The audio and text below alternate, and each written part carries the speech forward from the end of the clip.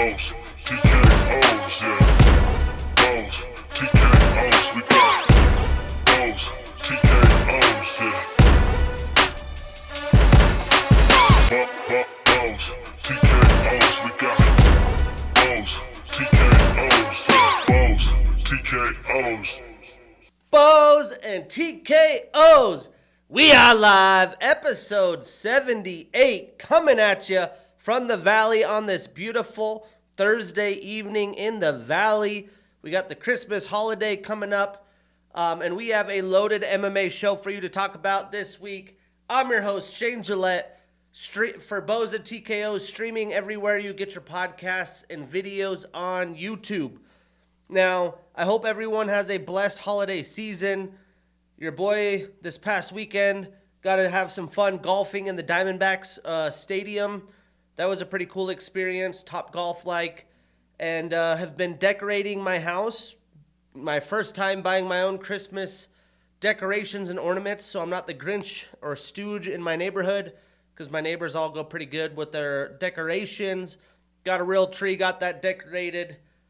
Definitely underestimated the effort that takes. That was quite the experience. And really excited for my Pittsburgh Steelers and the gauntlet they're about to go on. Headed to Montana for the holidays. You know, we're going to have a couple weeks off MMA. Try to get my first ski days in the year. So your boy is fired up. But let's jump into MMA. We have a ton of fights that have been announced. We're going to talk about last week's Fight Pass Invitational 9 a little bit, which I forgot happened. They had the World MMA Awards. We'll talk about who was the winners and if I agree with those or not. Then we will recap UFC 310 and preview the final card of 2024, UFC Fight Night Tampa Bay, before we have 3 weeks off for the holidays. So let's jump right in. We have Marco Tulio taking on Ihor Potieria January 11th. Decent little scrap. We have Edmund Shabazian and Dylan Buckus on February 15th. And the main event, I am assuming, for that fight night card, damn shame this is in the Apex. We got Jared Cannonier, Gregory Rodriguez, certified banger. We got Amanda Lemos and Yasmin Lacindo booked for UFC 313. For March 22nd, this will be the London card. We have Jan Blachowicz and Carlos Olberg. A real stepping stone for Carlos Olberg. I think he's ready for the test. We have Marcin Tybura and Mick Parkin trying to build up Mick Parkin still, as well as Molly McCann and Estela Nunez and Alonzo Menefield and Omar Sy. A lot of UK fighters prepped and ready for a big step up. Excuse me. For March 29th, this will be in Mexico. We have Ronaldo Rodriguez and Kevin Borjas. And then for UFC 311, the card, I believe official, headliner being Islam Makhachev and Armen Sarukian in their rematch. We got the Bantamweight Showdown, Merab Dvalishvili and Umar Nurmagomedov. The Usman Nurmagomedov fights in the PFL a week later, so the Khabib crew is going to be busy. We got another great scrap, Beneil Dariush, Renato Moicano. And then Tagir Ulanbekov and Clayton Carpenter. This will be in the Intuit Dome, the new Clippers Arena in LA. I looked at the tickets, thought about maybe going. Definitely not going to go save my money for a Pittsburgh home playoff game, hopefully. Fingers crossed, knock on wood. But the ticket prices for these pay-per-views, to get a 100-level seat, even in the highest row, it's like $800. I just can't keep spending that kind of money, although this is one hell of a card. And then for UFC 312, we got the DDP Sean Strickland rematch. Zhang Weilei and Tatiana Suarez. She's jumping right in. And then Taliesin Teixeira and Justin Tafa. So a lot of awesome fights. That 311 card is looking absolutely insane. And this past week, we had the Fight Pass Invitational 9, where UFC's Grappling first signed athlete Mikey Musumeci defeat a very good Felipe Machado in overtime on points. We had Renato Canuto defeating Jason Nolf, the Penn State stud wrestler, in overtime on points. And then Raquel Canuto submitting Michelle Oliveira via rear naked choke in overtime. this card kind of snuck up on me. I forgot to preview it. It wasn't a stacked card, but the Canudos and Musameki doing it. Love to see Jason Nolf grappling and continuing to have some fun on Fight Pass. But yeah, the end of the year comes. We will have the MMA awards. UFC's doing their own, but the big stage and banquet was done. Next episode, when we recap Tampa Bay, I will look back at my last year's prediction of who will be the champions at the end of the year. And then I will preview and make my predictions for going into the end of 2025. But MMA awards winners, we had Fighter of the Year, Alex Pereira. And it's a very tough battle between him and Ilia Topuria. For me, Ilia Topuria beating two of the biggest giant names and studs in all of MMA, I have to disagree. I'm going to give it to Ilia Topuria, especially the fashion that he did it. Especially Max Holloway coming off such a high in that big moment of the year. I will put Ilia Topuria, but Alex Pereira won it, although he is deserving. Female Fighter of the Year, Zhang Weilei, I tend to agree with that.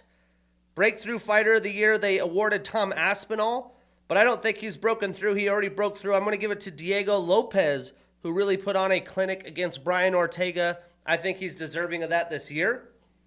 We have International Fighter of the Year awarded to Dricus du Plessis, but I am also giving that to Ilia Topuria. We have Fight of the Year, I think hands down, Max Holloway, Justin Gaethje. Knockout of the Year, again, Max Holloway's point down, let's go, clang and bang against Justin Gaethje. We had Submission of the Year. They gave it to Diego Lopez with the triangle armbar. I will agree with that. We have the Upset of the Year, and that was against Ortega, a very good jiu-jitsu practitioner. Upset of the Year, Sean Strickland versus Israel Adesanya. I agree with that. I didn't go through each category, as some of the categories I don't really have much of a say in, but I will agree with the rest of these. We have Commentator of the Year, John Anik. Analyst of the Year, Michael Bisping. Coach of the Year, Plino Cruz for Alex Pereira. And Gym of the Year, the Fighting Nerds, and MMA Journalist of the Year, and still Ariel Helwani. Elsewhere today, it was announced that Sage Northcutt is signing with the PFL. So although the PFL is a little bit under scrutiny, the future to be determined, they're still signing big names for them. And then Jack Shore officially retiring, quick retirement for him. He wants to coach with his dad. All power to him. I don't blame him not wanting to get paid what he gets paid to get beaten up. Solid fighter, though. He beat four-time state champion, guy that I really like to tune into, Hunter Azure. And then we had Damon Jackson also released from the UFC. In kind of an interesting announcement, we have the XFL new type style league for the mixed martial arts. The Global Fight League has announced they are starting up. They will be doing a draft for team-based MMA. The showcase roster draft is in 42 days, which will be January 24th. There will be 6 cities competing in the first season. The regular season starts in April 25th, and it will be a point system for teams.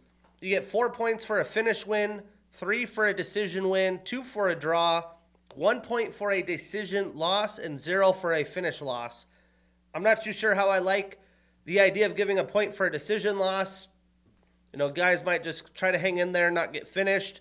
But either way, it'll be interesting to see, because look at this roster of a lot of older fighters, but a lot of ex-UFC studs. Tyron Woodley, Fabricio Verdum, Anthony Pettis, Alexei Oleinik, JDS, Junior Dos Santos, Hector Lombard, Luke Rockhold, Abubakar Nurmagomedov, Wanderlei Silva, Alex Gustafsson. Immediately, I'm like, are they drug testing? I'm guessing not. Make it a little more intriguing. Thiago Santos, Andre Arlovsky, Gabriel Souza Galindo, Kevin Lee, Frank Mir, Charles Rosa, Alan Belcher, Ilir Latifi, Jeremy Stevens, Marlon Moraes, Benson Henderson, Gegard Mousasi, who in the draft I would assume he's got to be up top in the picks. Got out of that PFL contract. And then a lot of guys that have been retired. Greg Hardy, Bubba Jenkins, Philip Haas, Robelis Despain, Andre Sukumath, Pedro Carvalho, Jimmy Rivera, Tanner Boser, John Makdessi, Felipe Lin, Sidney Outlaw. So I'm interested. I'll be tuning in. We will talk about it. Who knows if it'll be successful or not. It's all about can they stand, can they make money. They said they're going to do a 50-50 revenue share with the athletes. They will do support for training resources, medical assistance and promotions, retirement benefits, insurance coverage, global exposure. Boom. So yeah, GFL. Hey, more MMA. I'm not opposed to it. Hopefully they can make a sustainable business. It'll be good for the fighters. So let's talk UFC 310. I went 13-1 in my picks, almost a clean card, feeling good about it. But supposedly the Vegas sportsbooks got smoked on this and other people were profiting. I had a very good profitable weekend. Merry Christmas to you all. On the year, I'm at 475 wins, 238 losses, 7 no contest draws. For the year, 282 wins, 153 losses, 4 no contests and draws. To be honest, if I were to recap this card, I thought it would deliver a lot better. But for non-hardcore MMA fans, there was a ton of grappling and just some weird kind of lackluster things that had happened that put a damper on the card for me. And I'm sure for the casuals, they didn't enjoy. But I did think the final 2 fights delivered, put the card on their back. And the other anticipated fights for me didn't really deliver. So I'm going to give it a 5 out of 10. This was in Vegas. If you've ever been to UFC in Vegas, it's not like going to a city pay-per-view or fight night.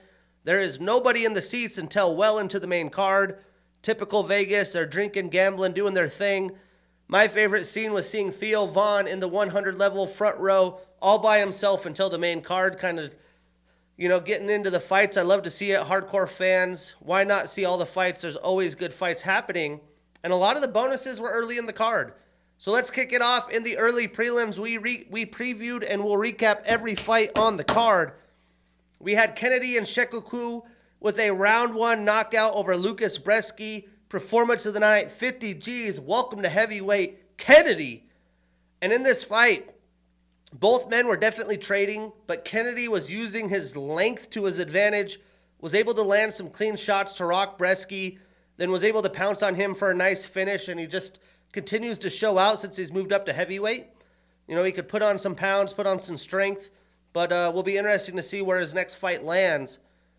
Kennedy was also able to defend some crappy takedown attempts from Bresky, which in my opinion wasn't full takedown attempts. It was more just trying to close distance on the longer fighter. Statistically, it only took Kennedy 29 total and significant strikes with that knockdown, and Lucas landed 32 total and significant. He was 0 for 2 in takedown attempts. Now, Kennedy extends his winning streak to 2. He is 5-3 since 2022. And Lucas extends his losing streak to 2. He drops to 1-5 in the UFC.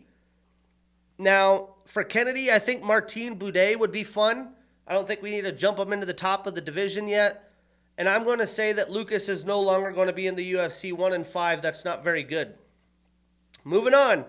We have Chase Hooper with a round 1 submission via armbar over the OG veteran Clay Guida. Performance of the night, 50 G's for Mr. Enumclaw.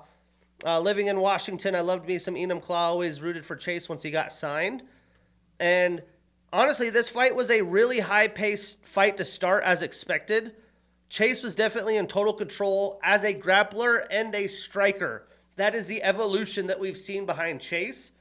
And Clay, honestly, was just trying to survive most of the fight. He couldn't get out of the first round, really couldn't get any momentum.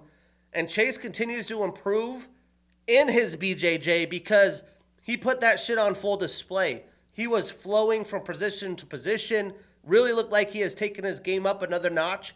And if you want to see some good grappling, how to scramble, how to kind of set up positions, rewatch that fight. Statistically, Clay only landed 6 total and 5 significant strikes, while going 0 for 1 in takedown attempts.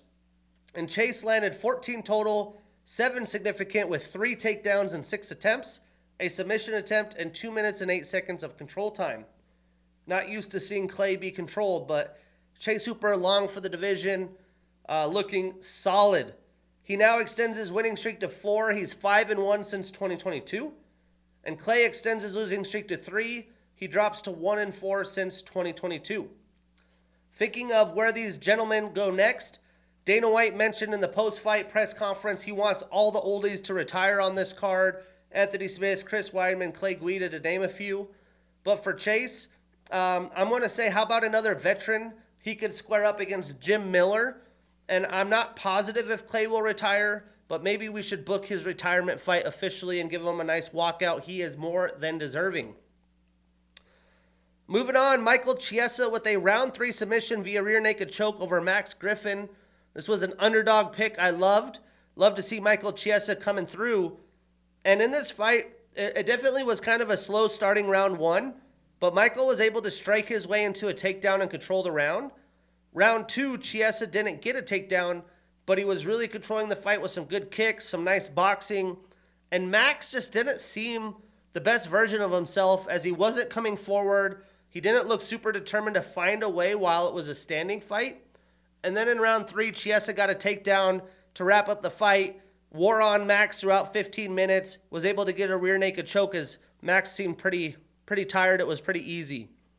So statistically, Michael lands 54 total strikes, 13 significant. He only had 2 takedowns in 8 attempts, but he wore on Max. I think he was 0 for 3 in round 2. He had a submission attempt in 3 minutes and 48 seconds of control time. And Max landed 18 total, 10 significant. He was 0 for 1 in takedown attempts and had 1 minute and 19 seconds of control time.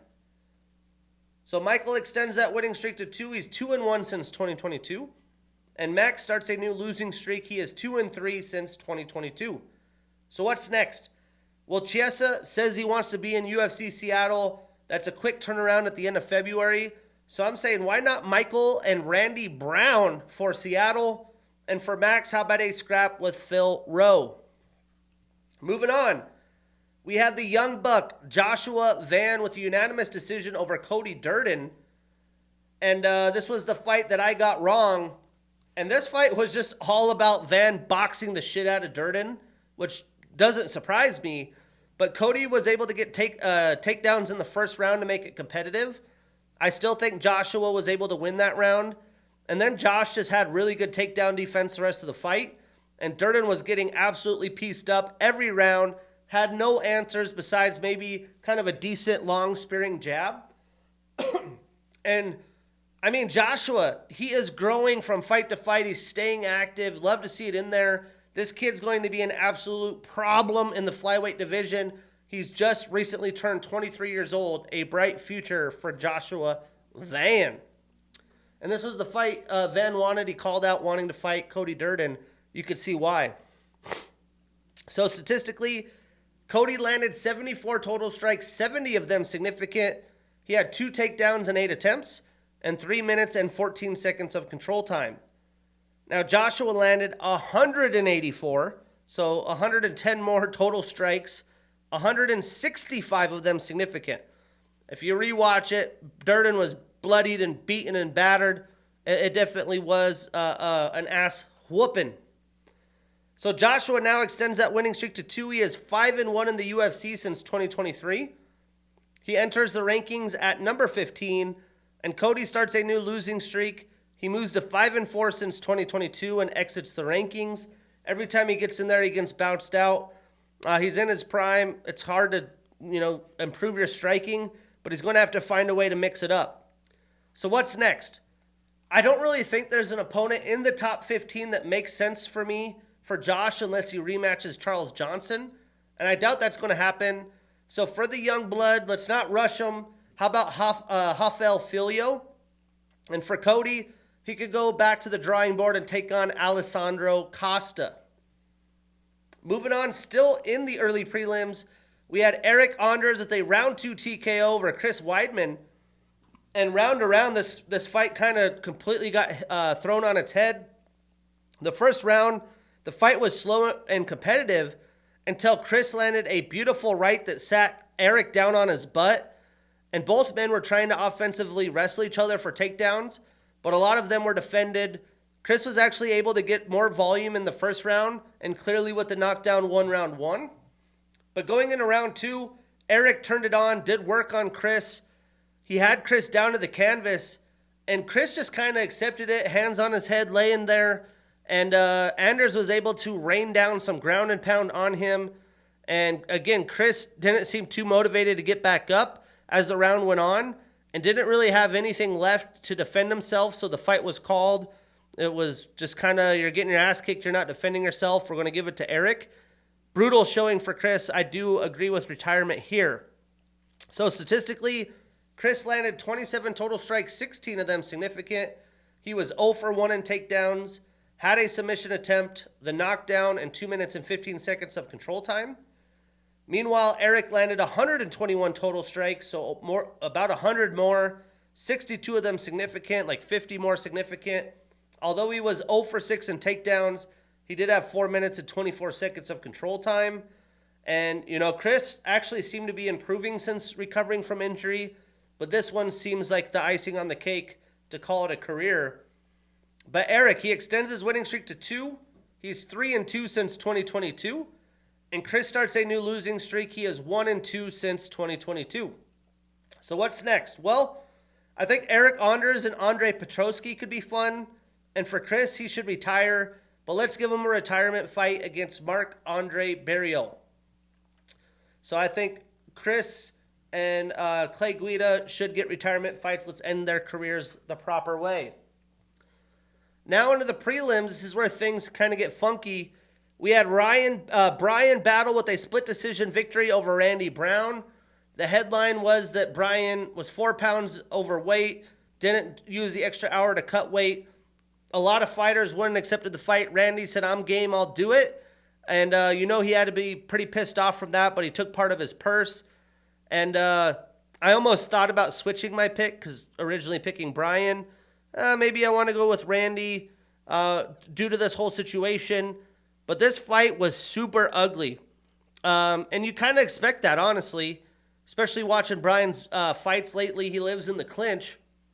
And round 1 was probably the best round as Randy was having success striking from distance and even got a takedown on Brian.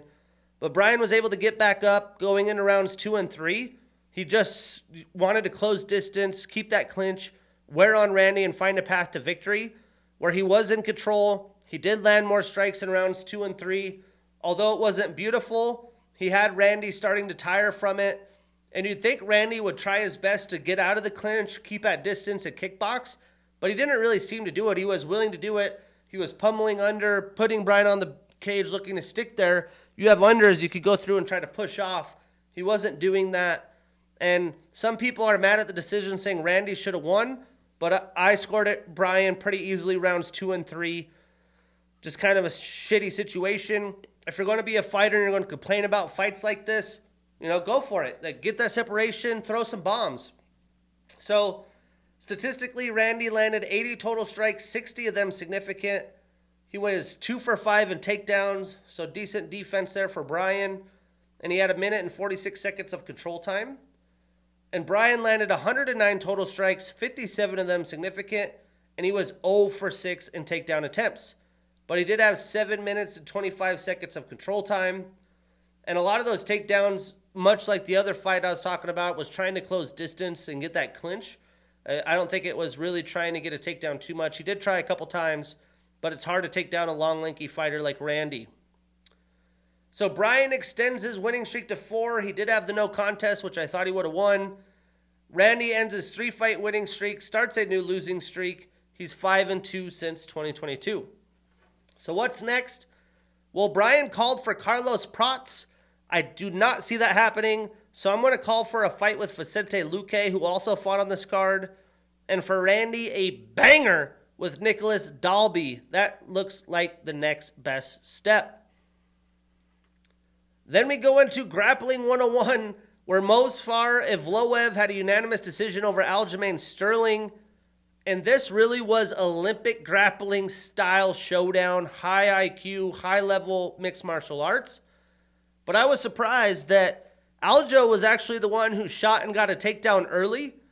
And I think that kind of like, holy shit for Movsar, kind of created an egotistical battle between the two men to see who's a better grappler.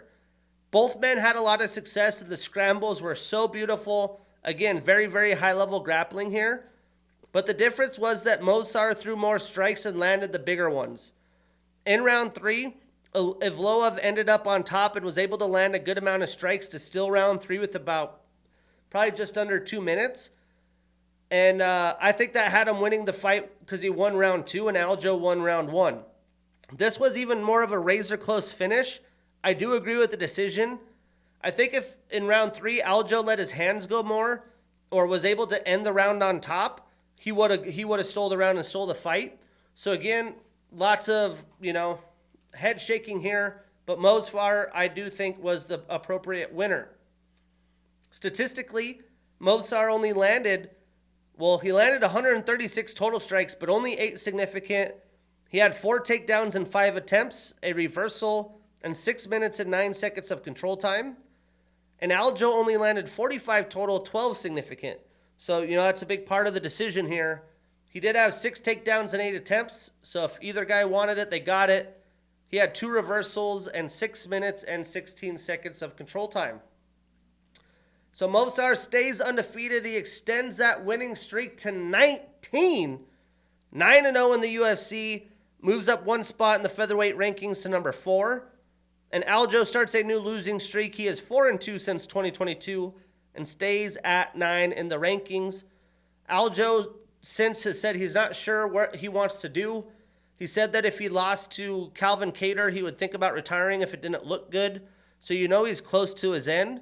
But supposedly on Twitter, he said, "Who do you want me to fight next in March?" Seems like he's back, got his head on straight, wanting to keep fighting, and I'm glad to see it. So what's next? Give me Mozart and Max Holloway. Max is kind of in purgatory. If Ilya does leave to lightweight, maybe he goes back to featherweight. I'm not sure. But let's give us that fight, whether it's at lightweight, featherweight, I don't care. And for Aljo, how about Arnold Allen? That's one hell of a showdown as well. Great grappling fight. Wish it would have there was more striking, but it is what it is. And then we had the underdog Vicente Luque with a round 1 submission via anaconda choke against Themba Gorimbo. Performance of the night, 50 G's for Vicente. And this was a nice bounce back for him. But this was all about Themba having a chance to boost his career, boost his stock. But he never had a chance as he left his neck up for grabs when Vicente caught him with a nice short check right. And it was just slight work. I mean, he slept him before they even called it. He got that sucker in deep and there was nothing Themba could do about it. But I will say, although a very short glimpse, Vicente did look very comfortable. I felt like he knew he was the better fighter in there. And I think even if it would have stayed standing, he was going to win anywhere this fight went. Statistically, Vicente only landed 2 total and significant strikes with a submission attempt. Themba landed 5 total and significant. Vicente starts a new winning streak and moves to 2-3 since 2022. He stays at number 14. And Themba ends that 4-fight winning streak and he starts a new losing streak. So again, I called for Vicente and Brian Battle. And for Themba, he could fight Max Griffin, who also took a loss on this card. Then a really awkward situation here where Dominic Reyes got a round 2 TKO over Anthony Smith. And coming into this fight, Anthony definitely was going through some stuff, dealing with the death of his very close friend, training partner, life coach, whatever you want to call it. He clearly wasn't himself in the octagon. I guess he was fighting tears back before getting in there. Wanted to take this fight to kind of block his head out of what had happened. But he was so passive in this fight that it almost took Dominic some time to get aggressive himself. So round 1 was definitely a clunker. But Dominic did throw and land more strikes to win the round. And then round 2, Reyes just put it on Anthony. And Anthony didn't really seem to be defensively heavy. He was just kind of welcoming some of the shots. Once he got to the ground, letting Dominic rain down shots until the fight was called there as well, kind of like the Chris Weidman fight. So, not something you really want to see if you're paying to go to the fights, but Dominic Reyes gets the job done. Statistically, a lot of this in round 2, Dominic landed 172 total strikes, 121 of them significant. He also had 3 minutes and 51 seconds of control time. And Anthony only landed 24 total strikes, 21 of them significant, so much more than 100 less in volume. And he was 0 for 4 in takedown attempts. So Dominic extends that winning streak to 2. He's 2-1 since 2022. He moves up 1 spot in the rankings to number 11. And he's only 2-1 in 2 years because of the injury recoveries and timeout. But Anthony extends his losing streak to 2. He's 2-5 since 2022. And he moves down 1 spot in the rankings to number 13. And personally, I do think Anthony retires. His friend who passed actually told him he should have retired after the Roundtree fight. And it didn't seem like, he was pretty obviously mentally exhausted, emotionally exhausted, said, I need some time. But I think he should just stick with the desk. And for Dominic, I think a fight with Azamat Murzakanov would be an absolute treat. So let's make that fight next. Moving on to the main card for the pay-per-view, we had the Korean Superboy still to show. Do-Ho Choi with a round 3 TKO over Nate Landwehr. And although this got to round 3, it seemed like the Korean Superboy has hit his peak form. He completely dominated Nate the Train. In round 1, it seemed like Choi could just be aggressive and get a knockout finish, but Nate survived because he's tough and durable. And the rest of the fight, Do-Ho kind of slowed a bit, which kind of had me head scratching. But he grappled his way to victory because Nate was just swinging heavy looking for that knockout. So I guess be conservative. But either way, Nate had no answers. He was completely faded going into round 3, and that's why Do-Ho got the finish. Statistically, Nate landed 32 total strikes, 25 of them significant. And Do-Ho landed 114 total, 78 significant, 4 takedowns in 5 attempts, and 7 minutes and 13 seconds of control time. So Do-Ho extends his winning streak to 2. He's 2-0-1 since 2022. And Nate starts a new losing streak. He's 3-2 since 2022. Now, I would love to see Do-Ho get what he wished for in a fight with Bryce Mitchell. It seems like they've agreed to that on Twitter. We'll see if the matchmakers can make that happen. And for Nate, how about Pat Sabatini? But speaking of Bryce, we had Bryce with a round 3 knockout over Kron Gracie. And this was just another, what the hell is going on? Why is Kron fighting Bryce? Why is this on the pay-per-view? But Bryce was able to do whatever he wanted in this fight. Kron was throwing some pretty lazy combos. And when Bryce would close distance, he would just grab Bryce's head, pull guard while they were standing, rip Mitchell down to the octagon, and just lay there. Just hold his head down there, lay there in a defensive position. He was not looking for submissions. And for being a Gracie and repping his family heritage, I felt like Kron really embarrassed his family and himself in the octagon. If you're going to do that, try some submissions. What do you have to lose? But I didn't think Kron had any reason to be, again, in this fight or on the main card. And he really just, validated that thought. So Bryce looked good after a year out from that vicious knockout against Josh Emmett. And his striking was solid. And he dominated with his offensive wrestling as he typically does. And for me, that's big because I was kind of questioning where Bryce was with this training. But it could be that he was just facing Kron, who had no business being in there. So we'll see. But Bryce landed 147 total strikes, 26 of them significant. He was 2 for 2 in takedowns and had 8 minutes and 33 seconds of control time. And Kron landed 90 total, but a lot of that was barely touching him from his back because he only landed 6 significant with the submission attempt. Now Bryce starts a new winning streak. He's 3-2 since 2022. And Kron extends his losing streak to 3. He's 1-3 in the UFC. So what's next? Again, Bryce and Do-Ho are already into the fight, so that makes a lot of sense. And will really be interesting with the new grappling that Do-Ho had shown. And for Kron, he shouldn't be with the UFC. Let's say he stays with them. We'll match him up with Gabriel Miranda.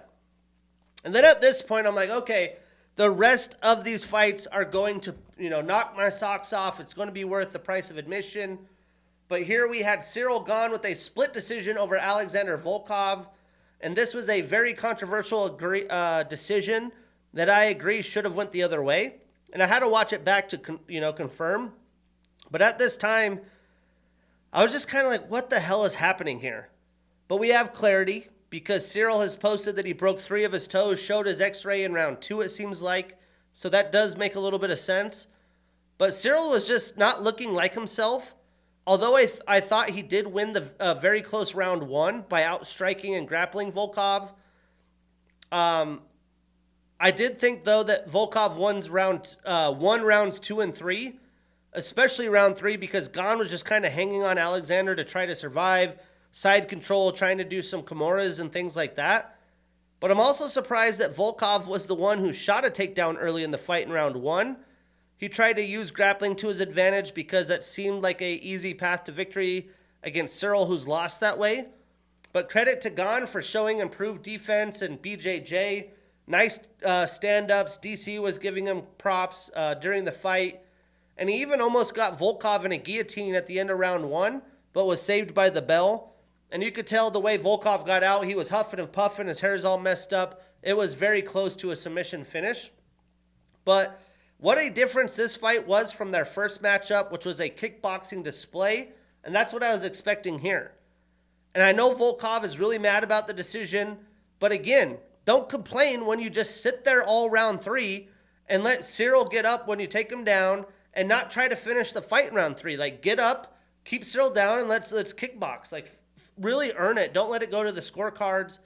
But he basically just accepted top control in round 3 and didn't do much of anything with it either. He did almost knock out Gane in round 2 with a beautiful spinning back fist, lean flush, but Cyril was somehow able to eat it. So again, I thought if he really wanted to win this fight, keep it striking. Statistically, Cyril landed 48 total strikes, 43 of them significant. He was 2 for 4 in takedowns, 2 submission attempts, and 3 minutes and 40 seconds of control time. And Alexander landed 105 total strikes, so more than double, and 39 significant. So he actually landed less significant strikes. He did go 3 for 4 in takedowns, a submission attempt, and 4 minutes and 32 seconds of control time. But if you want to win, make no doubt, go and fucking get the finish and at least put some fire in it at the end. But Cyril extends his winning streak to 2. He's 3-2 since 2022. He stays at 2 in the rankings. And Alexander ends his 4-fight winning streak. He starts a new losing streak and stays at number 3. Now, there is a potential these two fight again, run it back, but I don't want to see it. You know, they've already fought. I don't want to see it. Give me Cyril Gane and Curtis Blades. That's a really fun fight. And for Volkov, he could square up with the winner of the Jailton Almeida and Sergey Spivak showdown. But that set us up for 2 undefeated badasses in the co-main event. And even this fight had me scratching my head. But Shavkat Rakhmonov got a unanimous decision over Ian Machado Gary. And during this fight, I'm just like, man, Shavkat is not as aggressive as he typically is. And he just didn't seem himself. But then we also had Ian welcoming the grappling and acting like he's now, you know, a shootbox pro working with Charles Oliveira. Just keep the fight striking. But come to find out, Shavkat came into the fight with a torn MCL. So that could sum up why he wasn't as explosive or as aggressive as we usually see him. But I was so damn excited to watch this fight. And it was a lot like the Brian Battle Randy Brown fight. They were up against the cage, clinching for 2 rounds and some. But Shavkat, when it did strike, did land the bigger, cleaner shots throughout the first few rounds. And he just had Ian in grappling defense mode. When he did try to open up, Shavkat would close distance. And Ian was playing that game. But round 5, Ian was able to get Shavkat's back. Shavkat seemed pretty worn out. And damn near had a rear naked choke a couple times that, for me, had a lot of money riding on the line here. Definitely had me a little nervous, but it was too little too late. With the best case scenario, him winning round 3 and 5, but there is a world where he just won round 5. Statistically, Shavkat landed 65 total strikes, 37 of them significant. He only had 2 takedowns and 10 attempts, so credit to Ian there. A reversal and 11 minutes and 41 seconds of control time, so more than 2 rounds. And Ian landed 102 total strikes, so about 40 more, 42 significant. He had 1 takedown and 2 attempts, 2 submission attempts, and 2 minutes and 32 seconds of control time. So Shavkat stays undefeated, extends that winning streak to 19, 7-0 in the UFC. he moves up to number 2. And I do believe if he didn't have a torn MCL coming into the fight that he would have dominated. But Ian ends that 15-fight winning streak, gets his first pro loss, 7-1 in the UFC, and stays at number 7. But I don't think Ian hurt his stock in this fight whatsoever. So, seems like it's a done deal. Shavkat will be fighting Bilal Muhammad. They squared off in the octagon. Super awkward situation. You know, I want to root for Bilal. He's a good guy, does good things. But this instance of how he squared off in the octagon is exactly why he has no fans. You know, people are booing him. He's kind of owning the heel and saying, I'm going to drink your tears. Like, dude, you're a good guy. You don't even cuss. You say fudge. Like, go in there and be yourself. Like, hey, you guys are booing me. I'm going to come in here. I'm the champion. I beat the shit out of Leon Edwards, and I'm going to put on a good display, and I'm going to fucking get a finish, and I'm going to make you guys become one of my fans. But he's like, no, yeah, keep booing. I'm drinking your tears. Like, to me, that is not the way to do it. But for Ian, let's give him a showdown with another young stud, Sean Brady. Then we have the main event. Don't know, now you know. The UFC is the best in the world for a reason, as we had Alexandre Pantoja with a round 2 submission via rear naked choke over the newly signed Kai Asakura. Performance of the night, 50 Gs, and still for the flyweight champion, one of the best flyweight champions and pound for pounders in the sport, because he just keeps going, getting better. He keeps working. He isn't taking things easily. And I do think the potential of Kai's striking really boosted him in this fight. And as I thought, I didn't think there's any way in hell another promotion champion would come in and beat a UFC champion. And I was right. But as expected, Asakura has some serious speed and power and is a very dangerous striker. It's funny seeing some of these slow-moving fights, including the Shavkat fight, which really sucks. And then you put in the flyweights, and they look like Super Saiyans from Dragon Ball Z. But flyweight, it's got to be a tough weight for Kai. He looked really sucked in the scales, and potentially could be dangerous as he gets older if he wants to continue in the flyweight division. I don't know if that's part of his contract or if he wants to fight in bantamweight. I would like him to move to bantamweight. But for as good as Pantoja is coming in, it seemed like he hit another level in this fight. His striking's better. He dominated with the grappling and just overwhelmed Kai. The pace of this fight was absolutely bonkers. It brought life into the card after a tough night and a lot of grappling heavy fights. Bravo to the flyweight headliner, which never happens. Let's keep this man going and have him main eventing. Statistically, Alexandre landed 33 total strikes, 32 of them significant. He was 3 for 7 in takedowns, had a submission attempt and 2 minutes and 46 seconds of control time. And Kai landed 30 total strikes, 17 significant. So Alexandre gets his 3rd title defense, extends that winning streak to 7. Kai loses in his UFC debut. He's 2-1 since 2022 and enters the rankings at number 14. So what's next? Well, there is no clear opponent for Pantoja, so I'm going to go with Kai Kara France since it's a newer opponent. They did fight back in the Ultimate Fighter in 2016, but why give them the same names? Why give them Moreno? Why give them Brandon Royval? And I love those guys. It's not that they're deserving, but like we need some new blood in here. But I did see on Twitter, Divas Figueiredo said he'd go down and fight him. I wouldn't be opposed to that if he can make that weight. But for Kai, I'm not sure, again, what his weight class plans are. If he does stay in the flyweight division, I would love to see him fight Steve Erceg. But that was UFC 310. Again, a little bit of a disappointment. Alexandre Pantoja, Rakhmonov doing it with the torn MCL. There was some fun fights early on. But this weekend, we have a fight night card where the fans will be in the seats early in Tampa Bay, Florida. Prelims are at 4 p.m. Pacific on ESPN2. The main card also on ESPN2 at 7 p.m. Pacific. And to preview this card, it's not a super deep card like 310, especially now that they've moved Mackenzie Dern and Amanda Ribas. But the main card has some really fun fights and some solid matchmaking.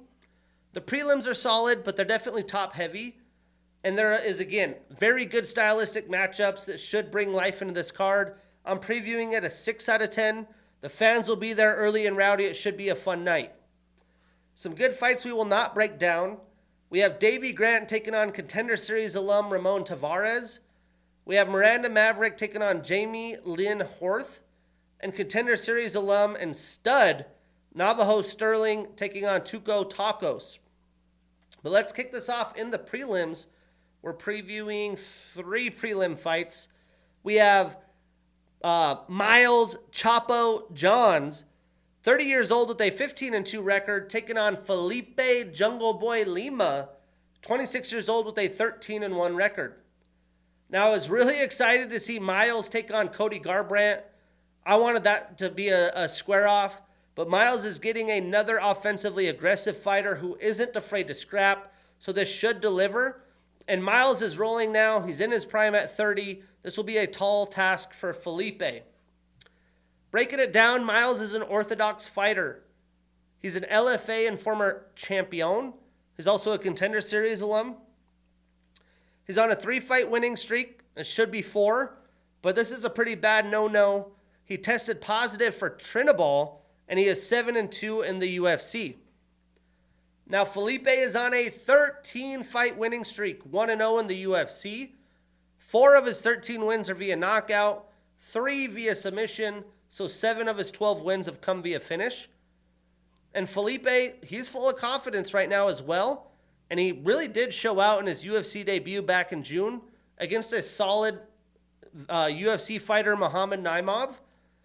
Here, both fighters, they are well-rounded, solid grappling, good striking, but I do think Miles is coming into his prime form and is going to be the better fighter today. For that reason, I'm taking Miles Johns, but I am not putting him on any parlays where possible. Moving on, we have Sean the Sniper Woodson, 32 years old with a 12-1-1 record, taking on Fernando El Velante Padilla, 27 years old with a 16-5 record. Now, here we get another scrap between a fighter in his prime, taking on, and not only is in his prime, but he's rolling right now, taking on more of a young up-and-comer who's looking to get a staple win and light his UFC career on fire. I do think Sean should be fighting stiffer competition, but let's see if he can continue to show out. Breaking this down, Sean trains out of Glory MMA. He's an RFA and Contender Series alum. He's on a 5-fight winning streak with a draw. And Fernando is a Cage Fury, Fury FC, King of the Cage, and LFA alum. He's on a 1-fight winning streak, 2-1 in the UFC since 2022. 9 of his 16 wins via submission, 5 via knockout, so 14 of his 16 wins via finish. Now here, Sean should be the better striker, but I do expect Fernando to look to make this fight ugly and take Sean down. Sean hasn't really had to deal with a lot of grapplers this far in the UFC, so Fernando really could take advantage. But I'm taking the sniper. I'm putting Sean Woodson on that parlay. We marking that ish down, and we getting that bread. Moving on. This should be in the main card, honestly. But we have Joel El Fenomeno Alvarez, 31 years old with a 21-3 record, taking on Drakkar Klose, 36 years old with a 15-1 record. Now, this fight has Fight of the Night potential written all over it. Drakkar has looked solid post-injury recover, and Joel looks like a real world beater in a very, very competitive and deep lightweight division. I've said it many a times, I think lightweight's the toughest division in the UFC. And Drakkar needs to win here to continue to fight meaningful fights in his upper 30s, so I do think there is a ton on the line for him. Breaking it down, Joel has a brown belt in BJJ. He's an M1 alum. He's on a 2-fight winning streak. His only UFC losses are to Arman Sarukian and Damir Ismagulov, which was in his UFC debut. And that's a good resume. 17 of his 21 wins are via submission, 4 via knockout, so all 21 wins via finish. 2 of his 3 losses are via knockout, and he is rocking a 7-inch reach advantage and a 3-inch leg reach advantage. Now, Drakkar is an orthodox fighter. He trains out of the MMA lab. He has a purple belt in BJJ, He's an RFA alum. He's on a 4-fight winning streak since he's returned from injury, and 6 of his 15 wins are via knockout. Now, Drakkara's looked great, but the size and length of Alvarez is going to be a problem when the fight is standing. Drakkara is tough and durable as they come, but I'm sure he will look to offensively wrestle, and that's going to be a tough task against Alvarez due to his great submission threat and length.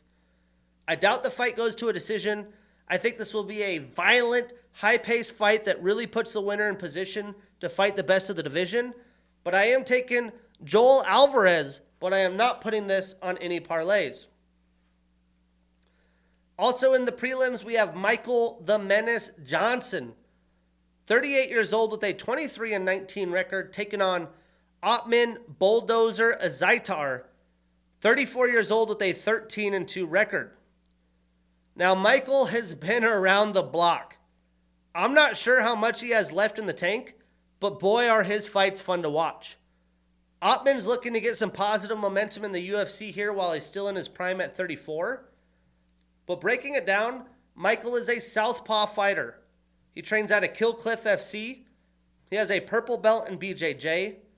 He has a JUCO wrestling background out of Merrimack Community College. He's an Ultimate Fighter alum. He had the 2017 Fight of the Year against Justin Gaethje. He's on a 1-fight winning streak, 3-2 since 2022. 9 of his 22 wins are via knockout, and 9 of his 19 losses are via submission. He's also rocking a 2.5-inch reach advantage and a 3-inch leg reach advantage. Now, Otman is a Brave alum and former champion.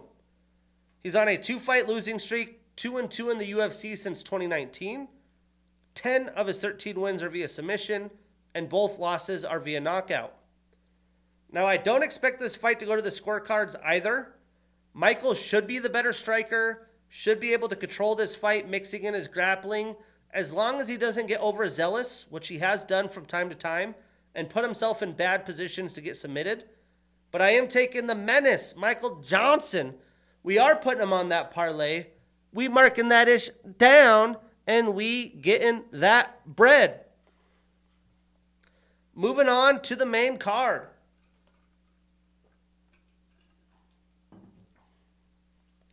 What a fun fight this is. We have Adrian Yanez, 31 years old with a 17-5 record, taking on Daniel Sancora Marcos, 31 years old with an undefeated 16-0 record. Now, this is an absolute banger between two striking heavy fighters in their primes with a ton to prove, so don't blink. A win here puts both men in prime positions to kick their careers up a notch, so this one should be a doozy. Now, Adrian has a boxing style. He's an orthodox fighter. He has a black belt in BJJ. He's a Legacy FC, Fury FC, Bellator, LFA, and Dana White Contender Series alum. He's on a 1-fight winning streak. He's 2-2 since 2022. And 11 of his 17 wins come via knockout. Now, Daniel is a Contender Series alum. He's on a 16-fight winning streak. He did have a no contest in there. So he's 4-0-1 in the UFC. And 8 of his 16 wins via knockout. Man, I mean, we've seen how durable Daniel is and how sweet Adrian's boxing is. Yanez has had some chances against better competition in the division, and he wasn't quite ready. But Daniel hasn't faced that level of competition yet, but he's more than due. I do have a feeling Adrian is the quicker striker, and Daniel is more powerful, so expect this to be a dogfight. But speaking of dogs, I'm taking Yanez, the underdog. He's coming to eat. Ho, ho! Not putting that on any parlays, though. That's a coin flip fight. Moving on, we have Vitor Petrino, 27 years old with an 11-1 record, taking on Dustin the Hanyak Jacoby, 36 years old with a 19-9-1 record. Now, Vitor seemed like a force to be reckoned with until he got caught getting sloppy in a loss against Anthony Smith via guillotine back in May. I do think that will make him a better fighter and is going to put Dustin in a very tough place on Saturday. Dustin is a very, very good veteran kickboxer, but it kind of seems like he's losing his moxie, and this is a must-win for him with everything on the line. Breaking it down, Vitor is a Contender Series alum. 2 of his last 5 fights have been Fight of the Night or Performance of the Night. He's showing up. He's showing out. He's on a 1-fight losing streak, which was his first pro loss. He's 5-1 in the UFC. And 7 of his 11 wins come via knockout. Now, Dustin has a kickboxing style. He's an orthodox fighter. He trains out of Factory X. He's a Glory 2013, 15, and 16 winner, which is kickboxing. Cage Fury, World Series of Fighting, Titan FC, Bellator, and Contender Series alum. He's been around. He's on a 2-fight losing streak. He's 3-4 since 2022, and 12 of his 19 wins are via knockout. Really what this fight comes to is Dustin has to be able to avoid takedowns. I'm not sure if he's going to be able to do that. I do think as long as Dustin can move throughout 15 minutes while kickboxing, he could have success. He does have a huge experience advantage, but there's one thing you can't teach, and that is power. Petrino is a powerhouse. He could finish the fight at any moment. For that reason, I'm taking Vitor Petrino. We are putting him on that parlay. We marking that ish down, and we getting that bread. Moving on.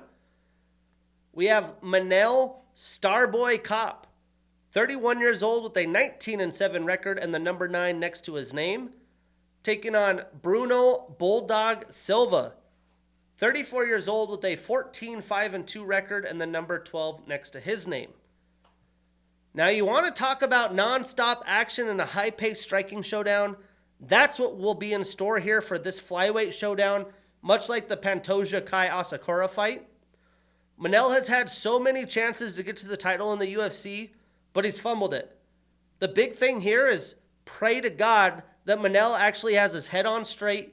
He doesn't do stupid shit. He's been working on improving, and he makes weight for the fight. Bruno also has weight issues, but Bruno doesn't care who you are. He's going to make this his style of fight regardless, which is going to make it a fantastic showdown. Breaking it down, Manel is a Risen alum and former champion. He's on a 1-fight losing streak, 2-1 since 2022. 11 of his 19 wins are via knockout. He does have a 3-inch reach advantage and a 4-inch leg reach advantage. Now, Bruno has a black belt in BJJ. He trains out of American Top Team. He's an LFA alum. He's on a 4-fight winning streak. His last 4 fights have been Performance of the Night. He's showing up. He's showing out. 6 of his 14 wins are via knockout, 4 via submission, so 10 of his 14 wins via finish. Now, Bruno is coming off 4 consecutive finishes. He's absolutely rolling. He's not going to back down to Manel, and is going to have to be Manel is going to have to be ready to weather the early storm. I do think Manel is more technical, but Bruno is going to make this ugly.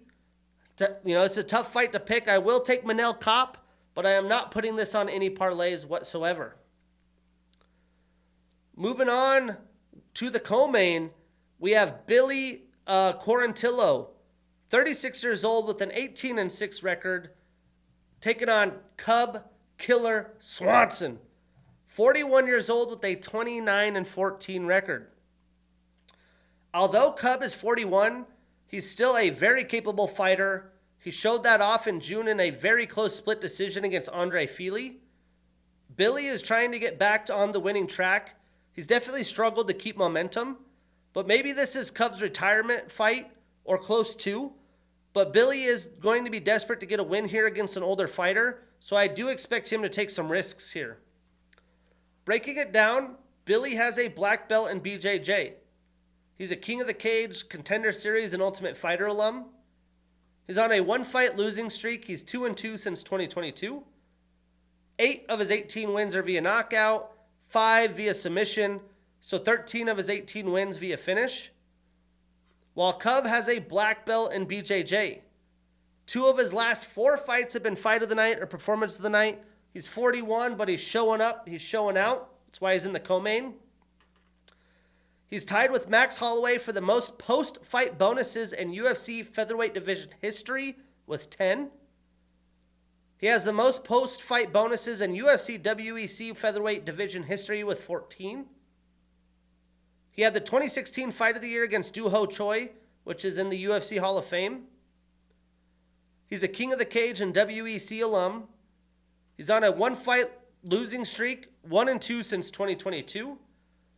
13 of his 29 wins are via knockout, and 7 of his 14 wins via submission. Or losses, excuse me. Now, I do think with a really good win, again, Cub might call it a career. That's what I expect in this fight. I expect Cub to be the savvy veteran in his attack, kind of chip at Billy, and this will be a very close tit-for-tat showdown. Billy's going to have to really start at a high pace and put a pace on Cub to wear on him and try to tire him out. I do think that's possible, but I was very impressed with Cub in his last fight, and I think he finds a way here. For that reason, I'm taking Cub Swanson. I am putting him on that parlay. We marking that ish down, and we getting that bread. Let's see. I don't know who's the favorite here.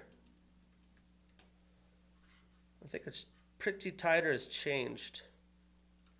Let's see what the odds suggest. No, I don't want brave odds. Here we go. Billy's the favorite, so we got the veteran underdog coming to eat. Ho-ho. Then we have the newly assigned main event. We have Joaquin Numansa Buckley, 30 years old with a 20-6 record and the number 9 next to his name, taking on Colby Chaos Covington, 36 years old with a 17-4 record and the number 6 next to his name. Well, we finally get to see Colby back in the octagon, and I think I'd actually rather see the initially booked fight, which was Buckley versus Ian Machado Gary. But Buckley has turned into a well-rounded fighter and is not super dependent on just his boxing. I do think Buckley's also going to be the more powerful and technical striker than Colby, but Covington's going to force the fight into close distance and shoot for takedowns. I wouldn't even be surprised, though, if Buckley offensively wrestled Colby as well, like Ian did Shavkat. Breaking it down, Buckley trains out of Murcielago MMA. He had the viral 2020 knockout of the year against Impa Kasaganai. He's a Bellator and LFA alum. He's on a 5-fight winning streak. 14 of his 20 wins are via knockout. 4 of his 6 losses are also via knockout. So to knock out or be knocked out. Now, Colby has a wrestling style. He's a southpaw fighter. He has a D1 wrestling background out of Oregon State. He placed 5th as a senior, and he won the JUCO championships at Iowa Central Community College in 2007. He also won gold in the 2013 World Submission Grappling Championships, which is no-gi. He's a former interim UFC welterweight champion. He has the most significant strikes in UFC welterweight bout. He had 179 against Robbie Lawler. And in that fight, he also had the most significant strikes attempted at 515 and most total strikes attempted 541. He's on a 1-fight losing streak. He's 1-1 since 2022. And much like that Lawler fight, Colby lives on pace and cardio. I do think that's his path to victory. But this fight is going to give us the opportunity to see how serious Colby is still about fighting. Is he prepared? I have a feeling that Buckley's going to get a highlight finish, although Colby is very durable and has a high-paced motor. But I'm taking Joaquin Buckley. We are putting him on that parlay. We marking that ish down, and we getting that bread. So we got a good main event. Killer Cub, is he getting close to retirement? The awesome showdown in the flyweight, Manel Kape and Bruno Silva. Vitor Petrino gets to showcase. We got Adrian Yanez and Daniel Marcos in a really good showdown. Michael Johnson's always fun. I'm super excited about Joel Alvarez and Drakkar Klose. So plenty of good fights. I think it'll probably deliver a better card than 310. And then we have 3 weeks off before the return to the Apex. Sadly, This will be a new headliner. We have that Mackenzie Dern versus Amanda Ribas 2. But that's episode 78. I'm your host, Shane Gillette. Go Steelers, and see you next week.